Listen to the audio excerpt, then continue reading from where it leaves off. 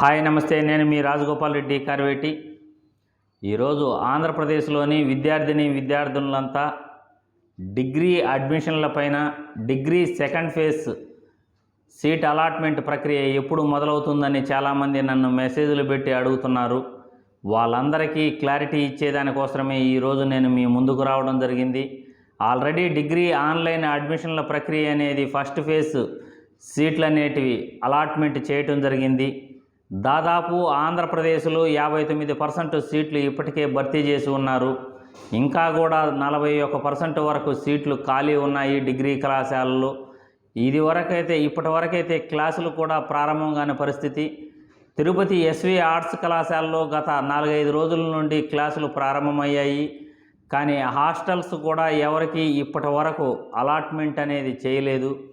Degree కళాశాలల్లో second phase list ఎప్పుడు వదులుతారు, ఎప్పుడు సీట్ అలాట్మెంట్ అనేది ఉంటుందనేది విద్యార్థులంతా చాలా ఈగర్గా వెయిట్ చేస్తున్నారు.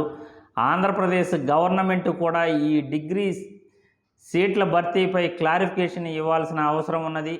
హైయర్ ఎడ్యుకేషన్ వాళ్ళు, తర్వాత ఆంధ్రప్రదేశ్ విద్యాశాఖ ముఖ్యంగా ఈ డిగ్రీ కళాశాలలపైన సీట్ల భర్తీపైన విద్యార్థులకంతా క్లారిటీ ఇవ్వాల్సిన అవసరం ఉన్నది.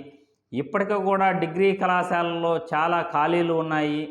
చాలా రకాలైన ఆ ఖాళీలను ఫిలప్ చేస్తారు. ఎప్పుడు ఫిలప్ చేస్తారు, క్లాసులు ఎప్పుడు ప్రారంభమవుతాయి? ఇప్పటికే మనకి అకాడమిక్ ఇయర్ కూడా దాదాపు 70% కంప్లీట్ అయిపోయింది. మనకి మామూలుగా అయితే మార్చిలో మనకి ఈ ఎగ్జామ్స్ అనేది జరగాలి, మార్చి ఏప్రిల్లో. కానీ ఇప్పటి వరకు అకాడమిక్ ఇయర్ కంప్లీట్ అవుతున్నా కానీ విద్యాశాఖ కానీ హయ్యర్ ఎడ్యుకేషన్ కానీ ఎటువంటి క్లారిటీ ఇవ్వటం లేదు.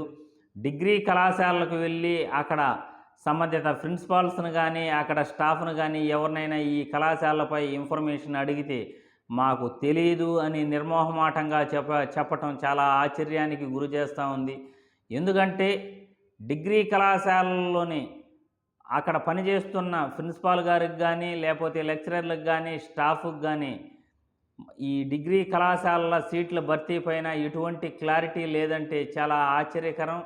ఎందుకంటే గవర్నమెంటు ఇంత గోప్యంగా ఉండాల్సిన అవసరం ఏమున్నది?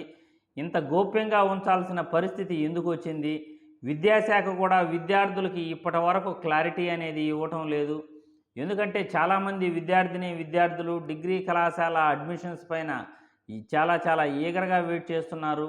అకాడమిక్ ఇయర్ ఎక్కడ కంప్లీట్ అయిపోతుందో, ఇంకా కూడా మనకి డిగ్రీ కళాశాలలో అనేటివి ప్రారంభం కాలేదని విద్యార్థులు భయాందోళనలో కంగారులో ఉన్నారు.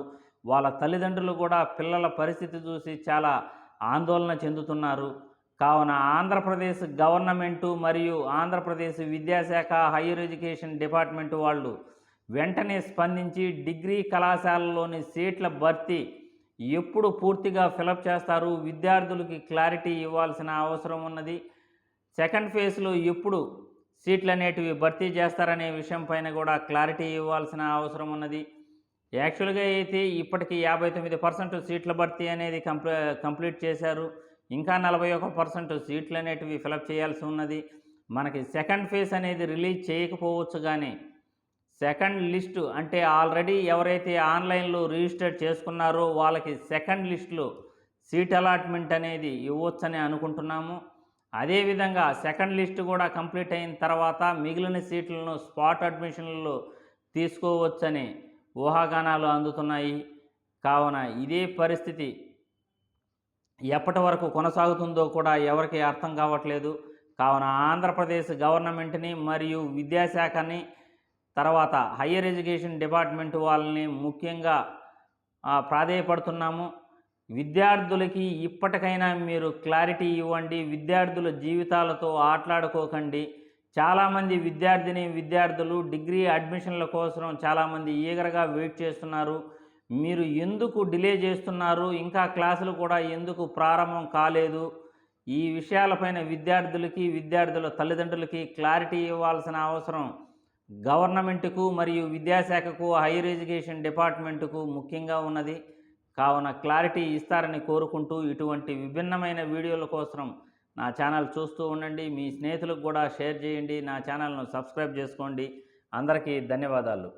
అప్డేట్స్ రాగానే డిగ్రీ అడ్మిషన్స్ అప్డేట్స్ రాగానే అందరికీ ఇన్ఫామ్ చేస్తానని మీ అందరికీ ఇన్ఫామ్ చేస్తున్నాను. ఎప్పటికప్పుడు మీకు విభిన్నమైన వీడియోలతో నేను మీ ముందుకు వస్తూ లేటెస్ట్ అప్డేట్స్ మీ అందరికీ అందిస్తుంటానని అందరికీ తెలియజేస్తున్నాను.